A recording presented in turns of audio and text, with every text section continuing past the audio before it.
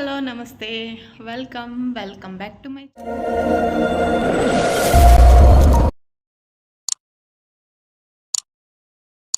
ಹೆಂಗದಿರಿ. ಎಲ್ಲರೂ ಆರಾಮದಿರಿ ಅಂತ ಅಂದ್ಕೊಳ್ತೀನಿ.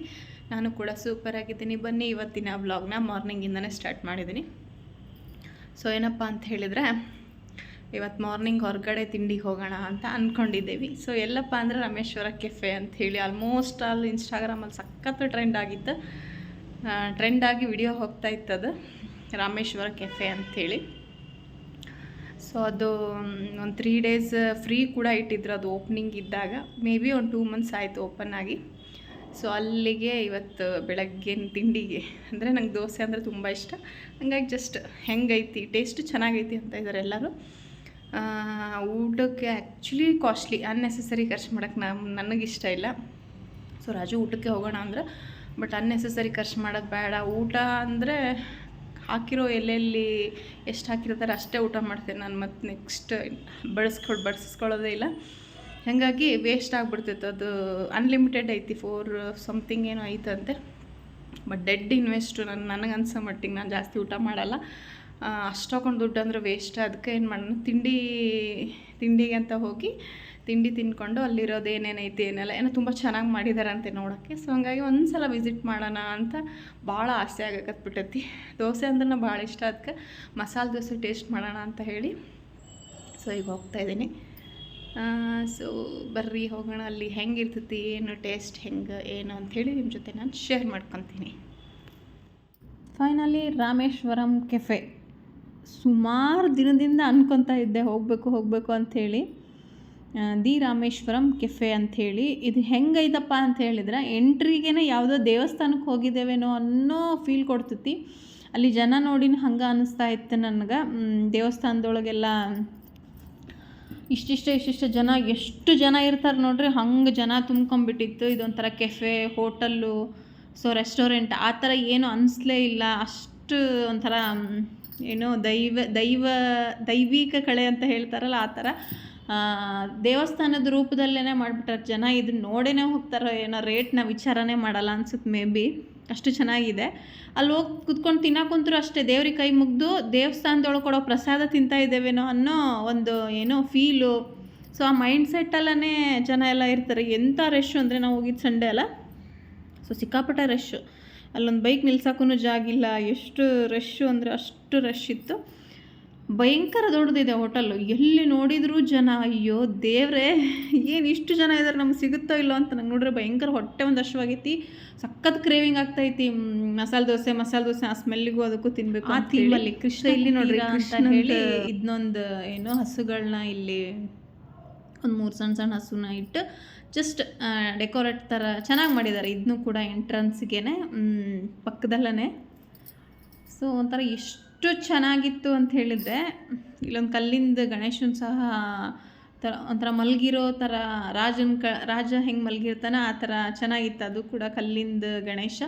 ಸೊ ಗಣೇಶ ಅಂದರೆ ನನಗೆ ಫೇವ್ರೇಟ್. ಹಾಗಾಗಿ ಫಸ್ಟ್ ಗಣೇಶನ ಕೈ ಮುಗಿದು ಅದಾದಮೇಲೆ ಇಲ್ಲೊಂದು ಹೆಣ್ದೇವ್ರ ದೇವಸ್ಥಾನ ಥರ ಮಾಡಿದ್ದಾರೆ. ಎಂಟ್ರಿಯಲ್ಲೇ ಒಟ್ಟಲ್ಲಿ ಫಸ್ಟ್ ಕೈ ಮುಗಿದು ಒಳಗಡೆ ಹೋಗಿ ಪ್ರಸಾದ ಇಸ್ಕೋಬೇಕು. ಆ ಫೀಲಲ್ಲಿ ಇದನ್ನ ಏನೋ ರಾಮೇಶ್ವರಂ ಕೆಫೆ ಮಾಡಿದ್ದಾರೆ. ಸುಮಾರು ಜನದ ವಿಡಿಯೋ ನೋಡಿದ್ದೆ ನಾನು. ಟೇಸ್ಟ್ ಕೂಡ ಅಲ್ಟಿಮೇಟ್ ಅಂತಲೇ ಹೇಳಿದರು. ರೇಟ್ ಮಾತ್ರ ಸ್ವಲ್ಪ ಕಾಸ್ಟ್ಲಿ ಅಂಥೇಳಿ. ಇಲ್ಲಿ ನೋಡಿ, ಈ ಲೈನ್ ಎಲ್ಲ ಮಸಾಲೆ ದೋಸೆಗೆ ಅಂಥೇಳಿ ನಿಂತಿರೋ ಲೈನು. ಅಯ್ಯೋ ದೇವ್ರೆ, ಮಸಾಲೆ ದೋಸೆ ಅಷ್ಟು ಕ್ರೇವಿಂಗ್ ಆಗಿಬಿಟ್ಟಿತ್ತು ನನಗೆ. ಹಾಗಾಗಿ ಆ ಲೈನಲ್ಲಿ ನಿಂತ್ಕೊಂಡು ಭಯಂಕರ ಒಂದು 10-15 minutes ವೇಟ್ ಮಾಡಿ ನೋಡಿ ಎಷ್ಟು ಮಂದಿ ಹಾಗೆ ಸಪ್ಲೈ ಮಾಡ್ತಾನೇ ಇದ್ದಾರೆ.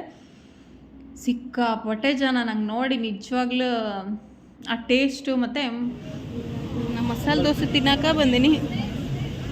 ಹೆಂಗೈತಿ ಪೊಂಗಲ್ ಟೇಸ್ಟ್? ಚೆನ್ನಾಗೈತಾ? ಟೇಸ್ಟ್ ಚೆನ್ನಾಗೈತಿ. ರೇಟ ಐಸ್ ಅದು ದೇವಸ್ಥಾನಕ್ಕೆ ಬಂದಂಗೆ ಐತೆ ಒಳಗೆ.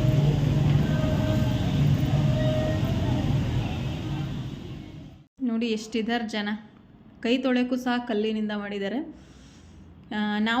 ನಾನು ಮಸಾಲೆ ದೋಸೆ ತೊಗೊಂಡಿದ್ದೆ. ಇನ್ನು ರಾಜು ಅವ್ರು ಎಲ್ಲಿ ಹೋದರೂ ಪೊಂಗಲ್ ಟೇಸ್ಟ್ ಮಾಡ್ತಾರೆ. ಪೊಂಗಲೂ ಅಷ್ಟು ಅಲ್ಟಿಮೇಟ್ ಆಗಿತ್ತು ಟೇಸ್ಟು. ಮತ್ತು ಒಂದು ಕ್ಯಾರೆಟ್ ಹಲ್ವಾ ಮತ್ತು ಅವರೊಂದು ಇಡ್ಲಿ ತೊಗೊಂಡಿದ್ರು. ಸೊ ಅದಾದಮೇಲೆ ನನಗೆ ಯಾಕೋ ಒಂದೇ ಮಸಾಲೆ ದೋಸೆಗೆ ಹೊಟ್ಟೆ ತುಂಬ್ದಂಗೆ ಆಗಲಿಲ್ಲ.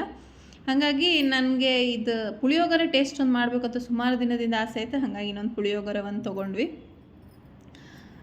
ಸ್ವಲ್ಪ ರೇಟ್ ಜಾಸ್ತಿನೇ ಆಯಿತು, ಬಟ್ ಟೇಸ್ಟ್ ಮಾಡಬೇಕಂತ ಸುಮಾರು ದಿನದಿಂದ ಸುಮಾರು ಆಸೆ ಆಗ್ತಾಯಿತ್ತು. ಹಾಗಾಗಿ ಹೋಗಿ ಟೇಸ್ಟ್ ಮಾಡಬೇಕು, ತಿನ್ಬೇಕು ಅಂಥೇಳಿ ತಿನ್ಬೇಕು ಅನ್ನಿಸ್ತಾಯಿತ್ತು ಮಸಾಲೆ ದೋಸೆನ.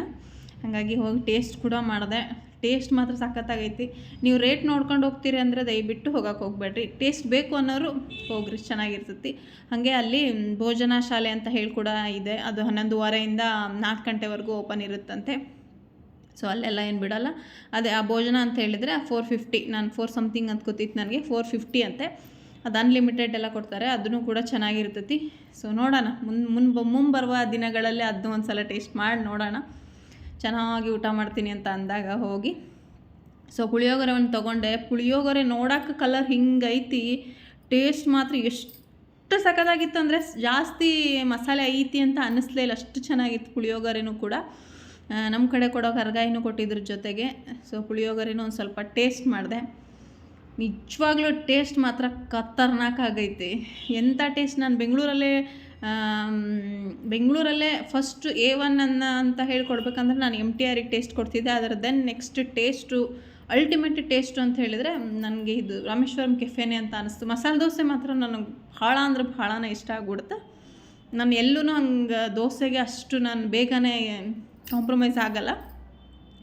ಸೊ ಟೇಸ್ಟ್ ಮಾತ್ರ ತುಂಬ ಚೆನ್ನಾಗಿತ್ತು. ಇದು ನೋಡಿರಿ, ಚಿಕ್ಕಬಳ್ಳಾಪುರದಲ್ಲಿ ಆದಿಯೋಗಿ ಮಾಡಿದಾರಲ್ಲ, ಸೊ ಆ ಥೀಮಲ್ಲಿ ಇದನ್ನು ಮಾಡಿದ್ದಾರೆ. ಒಂಥರ ಚೆನ್ನಾಗೈತಿ, ಸಖತ್ತಾಗಿತ್ತು.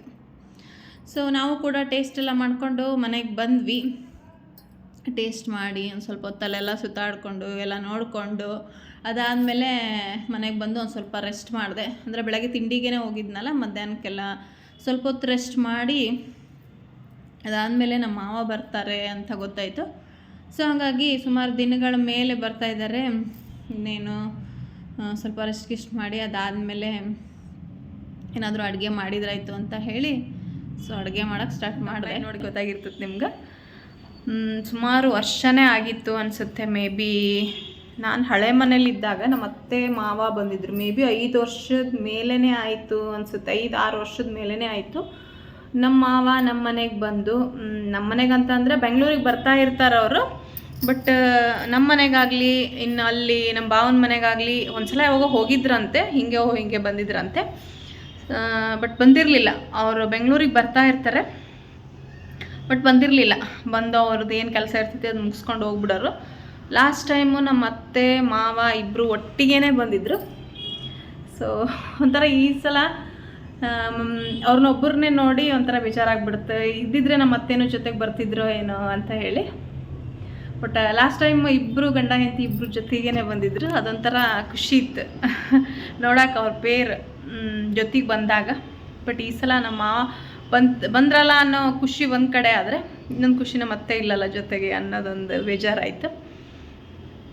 ಸೊ ಹಾಗೆ ಶೇರ್ ಮಾಡ್ಕೋಬೇಕಂತ ಅನ್ನಿಸ್ತು, ಶೇರ್ ಮಾಡಿಕೊಂಡೆ. ಸುಮಾರು ವರ್ಷಗಳ ಮೇಲೆ ಆಯಿತು, 5-6 ವರ್ಷದ ಮೇಲೆ ಬಂದಿದ್ದಾರೆ. ಸೊ ಹಾಗೆ ಅಂದರೆ ಅವ್ರು ಯಾವಾಗಲೂ ಬರ್ತಾ ಇರ್ತಾರೆ. ಅಂದರೆ ಅವ್ರಿಗೆ ಈಗಾಗಲೇ ರಿಟೈರ್ಡ್ ಎಂದು ಆಯ್ತಲ್ಲ. ಸೊ ಈಗೇನು ಮನೇಲೇ ಕೂತ್ಕೊಂಡಿರ್ತಾರೆ. ಹಾಗಾಗಿ ಆ ಸೇವೆ ಈ ಸೇವೆ ಅಂತ ಮಾಡ್ತಾ ಇರ್ತಾರೆ. ಮಂತ್ರಾಲಯ ಹೋದೆ, ಸಾಯಿಬಾಬಾನ ಸೇವೆ ಮಾಡಿದೆ, ಓಂ ಶಾಂತಿಗೆ ಹೋದೆ, ಆ ಥರ ಎಲ್ಲ ಅವ್ರ ಟೈಮ್ನ ಅವರು ಅದರಲ್ಲಿ ಇನ್ವಾಲ್ವ್ಮೆಂಟ್ ಆಗಿರ್ತದೆ ಅವ್ರದ್ದು. ಸೊ ಯಾವಾಗ್ಲೂ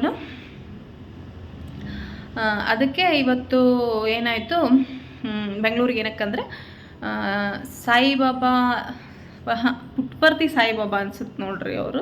ಸೊ ಅವ್ರದ್ದು ಏನೋ ಸೇವೆ ಮಾಡೋಕ್ಕೆ ಅಂಥೇಳಿ ವೈಟ್ ಫೀಲ್ಡ್ ಒಳಗೆ ಐತಂತೆ, ದೊಡ್ಡದೈತಂತೆ, ನನಗೂ ಗೊತ್ತಿಲ್ಲ, ನಾನು ನೋಡಿಲ್ಲ. ಅದನ್ನು ಅಲ್ಲಿ ಸೇವೆ ಮಾಡೋಕ್ಕಂತ ಅವರು ವರ್ಷ ಬರ್ತಾ ಇರ್ತಾರೆ. ವರ್ಷ ಅಂದ್ರೂ ವರ್ಷದಲ್ಲಿ ಒಂದು 2-3 ಸಲ ಬರ್ತಾ ಇರ್ತಾರೆ. ಪುಟ್ಪರ್ತಿ ಕೂಡ ಹೋಗಿರ್ತಾರೆ ಅವರು. ಸೊ ಹಂಗಾಗಿ ಬಂದಿದ್ದರು. ಸುಮಾರು ಒಂದು 6 ದಿನನೇ ಆಗಿತ್ತು ಎಲ್ಲ ಸೇವೆ ಎಲ್ಲ ಮುಗಿಸ್ಕೊಂಡು ಇನ್ನೇನು ಊರಿಗೆ ಹೋಗಬೇಕಾಗಿತ್ತಲ್ಲ. ಹಾಗಾಗಿ ಆ ಟೈಮಲ್ಲಿ ಇಲ್ಲೇ ಆಮೇಲೆ ನಮ್ಮ ಭಾವನ ಮಕ್ಕಳನ್ನ ನೋಡ್ಕೊಂಡು ಹೋದ್ರಾಯ್ತು ಅಂತ ಹೇಳಿ, ಸೊ ಅಲ್ಲೇ ಮತ್ತು ಇಲ್ಲೇ ಸೊಸೆನ ಮತ್ತು ಮಗನ್ನ ಮಾತಾಡ್ಸ್ಕೊಂಡು ಹೋಗೋಣ, ಅಲ್ಲಿನೂ ಆ ಸೊಸೆ ಆ ಮಕ್ಕಳನ್ನ ಮಾತಾಡ್ಸ್ಕೊಂಡು ಹೋಗೋಣ ಅಂಥೇಳಿ. ಈ ಸಲ ಯಾಕೋ ಗಾಳಿ ಈ ಕಡೆ ಬಿಸ್ಬಿಟ್ಟೈತೆ ನಮ್ಮ ಮಾವಂಗೆ. ಹಾಗಾಗಿ ಸೊ ಬಂದಿದ್ದಾರೆ ಇವತ್ತು. ಅದಕ್ಕೆ ಸೊ ಬರ್ರಿ, ಸುಮಾರು ವರ್ಷದ ಮೇಲೆಲ್ಲ ಒಂಥರ ಖುಷಿ ಆಯ್ತು. ಅವ್ರು ಹೋಗೋದೇ ಒಂಥರ, ಅವ್ರು ನೀಟಂಗೆ ಅವ್ರ ಫಾರ್ಮಲ್ಸ್, ಅವ್ರದ್ದು ಕೈಯಾಗ ಸೂಟ್ ಕೇಸು, ಅದೊಂಥರ ನೋಡೋಕ್ಕೇ ಚೆಂದ ಅವ್ರದ್ದು. ಹೀಗಾಗಿ ಬಂದಿದ್ದಾರೆ. ಸೊ ಅದಕ್ಕೆ ಸುಮಾರು ದಿನ ಆಗಿತ್ತು. ಅವರು ಬರ್ತಾಯಿದ್ದಾರೆ. ಮತ್ತು ಇನ್ನೊಂದು, ನಾನು ಯಾವಾಗ್ಲೂ ಇಷ್ಟೊತ್ತಿಗೆ ಮಾವಿನ ಹಣ್ಣಿನ ಹೋಳಿಗೆ ಶಿಕರಣಿ ಎಷ್ಟು ಸಲ ಮಾಡಿರ್ತಿದ್ದೆ ಅಂದರೆ ಸುಮಾರು ಸಲ ಮಾಡಿರ್ತಿದ್ದೆ. ಬಟ್ ಈ ಸಲ ಮಾಡೋಕ್ಕೆ ಆಗಿದ್ದಿಲ್ಲ. ಮೊನ್ನೆ ಯಾವಾಗ ಒಂದು ಸಲ ಮಾಡಿದ್ದೆ, ಬಟ್ ಶೇರ್ ಮಾಡ್ಕೊಂಡಿರಲಿಲ್ಲ. ಇವತ್ತು ಅವರು ಬರ್ತಾರೆ ಮತ್ತು ರಾಜುನು ಮನೇಲಿ ಇರ್ತಾನಲ್ಲ. ಸೊ ಹಂಗಾಗಿ ಸ್ವಲ್ಪ ಮನೇಲಿದ್ದರೆ ಒಂದು 2 ಹೊತ್ತು ಆರಾಮ್ ತಿಂದುಬಿಡ್ತಾರೆ. ನಾವು ಆಫೀಸ್ಗೆ ಹೋದ್ರೆ ನೈಟ್ ಬಂದರೆ ತಿನ್ನೋದೇ 1-2. ಅದಕ್ಕೋಸ್ಕರ ಇವತ್ತು ಹೋಳಿಗೆ ಶಿಕರಣಿನೂ ಮಾಡೋಣ. ಅವರು ಬಂದಾರಲ್ಲ. ಸೊ ತಿನ್ಕೊಂಡು ಸ್ವಲ್ಪ ಟೈಮ್ ಸ್ಪೆಂಡ್ ಆಕತಿ ಅಂಥೇಳಿ ಹೋಳಿಗೆ ಶಿಕರಣಿ ಮಾಡ್ತಾಯಿದ್ದೀನಿ. ಸೊ ಬರ್ರಿ, ಹೆಂಗಿರ್ತೈತಿ ಈ ವ್ಲಾಗ್ನ ನಿಮ್ಮ ಜೊತೆ ನಾನು ಶೇರ್ ಮಾಡ್ಕೊತೀನಿ. ಹಾಗಾಗಿ ಹೋಳ್ಗೆ ಶಿಕರಣಿ ಸುಮಾರು ಮಸಾಲ ಮಾಡ್ತಿದ್ದೆ, ಬಟ್ ಈ ಸಲನೇ ಆಗಿಲ್ಲ. ಹಾಗಾಗಿ ಸೊ ನಮ್ಮ ಕಡೆ ನಮ್ಮ ಹೋಳಿಗೆ ನಿಮಗೆ ಗೊತ್ತೈತಿ ಚಪಾತಿ ಹಿಟ್ಟಿಂದ. ಹಾಗಾಗಿ ಸ್ವಲ್ಪ ದಪ್ಪನೇ ಮಾಡಿಕೊಂಡೆ. ಒಂದು 8-10 ಹೋಳಿಗೆ ಆದವು ಮೇ ಬಿ. ಸೊ 3 ಜನಕ್ಕೂ ಕರೆಕ್ಟ್ ಆಗ್ತೈತಿ ಅಂಥೇಳಿ ಹೋಳಿಗೆ ಶಿಕರಣಿ ಎಲ್ಲ ರೆಡಿ ಮಾಡಿ ಊಟ ಎಲ್ಲ ಮಾಡಿದ್ವಿ ಎಲ್ಲರೂ ಸೇರಿಕೊಂಡು. ಸೊ ಹೋಳಿಗೆ ಎಲ್ಲ ಆದಮೇಲೆ ಸಾಂಬಾರನ್ನು ಸಹ ಒಂದು ಸ್ವಲ್ಪ, ನಾನು ಹೋಳಿಗೆ ಸಾಂಬಾರು ಮಾಡಲ್ಲ, ಅದಕ್ಕೆ ಒಂದು ಸ್ವಲ್ಪ ಒಗ್ಗರಣೆ ಕೊಟ್ಟಿರ್ತೀನಿ, ರಸದ ಥರ ಮಾಡ್ಕೊಂಡಿರ್ತೀನಿ. ಹಾಗಾಗಿ ಹೋಳಿಗೆ ಶಿಕರಣೆ. ಸೊ ನಾವು 3 ಜನನೂ ಅಲ್ಲಿ ಬೆಳಗ್ಗೆ ತಿಂದು ಬಂದಿದ್ದಲ್ಲ, ಹಾಗಾಗಿ ಅಲ್ಲಿಂದ ನಾವು ಬಂದಿದ್ದೆ 1 ಗಂಟೆ ಹಂಗಾಗ್ಬಿಡ್ತು. ಹಾಗಾಗಿ ಮಧ್ಯಾಹ್ನ ಇನ್ನೂ ಹೊಟ್ಟೆ ಹಶ್ವಾಗಿದ್ದಿಲ್ಲ. ಇನ್ನು ಸೀದಾ ಹೋಳಿಗೆ ಶಿಕರಣಿ ಎಲ್ಲ ಊಟ ಮಾಡಿ ಸ್ವಲ್ಪ ಹೊತ್ತು ಕೂತ್ಕೊಂಡು, ನಮ್ಮ ಮಾವನು ಭಾಳ ದಿನ ಆಗಿತ್ತಲ್ಲ ಬಂದವ್ರು, ಭಾಳ ಮಾತಾಡ್ತಾರೆ, ಭಾಳ ಚೆನ್ನಾಗಿ ಮಾತಾಡ್ಸಕತ್ರ. ಸೊ ಊಟ ಮಾಡ್ಕೊಂಡು ಅವರು ವಾಕ್ ಮಾಡೋಕ್ಕೆ ಸ್ಟಾರ್ಟ್ ಮಾಡಿದ್ರು. ಸೊ ನೆಕ್ಸ್ಟ್ ಡೇ ಅವ್ರು ಇನ್ನೇನು ಊರಿಗೆ ಹೋಗ್ತಾರೆ. ಅವರು ಒಂದೇ ದಿನ ಇನ್ನು ಅಲ್ಲಿ ಹೋಗ್ತಾರೆ ನಮ್ಮ ಭಾವನ ಮನೆಗೆ. ಹಾಗಾಗಿ ಹೊರಟಿದ್ರು. ಸೊ ಇವತ್ತಿನ ವ್ಲಾಗ್ ಇಷ್ಟ ಆಗಿತ್ತು. ಸೊ ವಿಡಿಯೋನ ಇಷ್ಟ ಆದರೆ ಲೈಕ್ ಮಾಡಿ, ಕಮೆಂಟ್ ಮಾಡಿ, ಶೇರ್ ಮಾಡಿ. ಹಾಗೆ ಪಕ್ಕದಲ್ಲಿರೋ ಬೆಲ್ ಬಟನ್ ಕೂಡ ಕ್ಲಿಕ್ ಮಾಡಿ.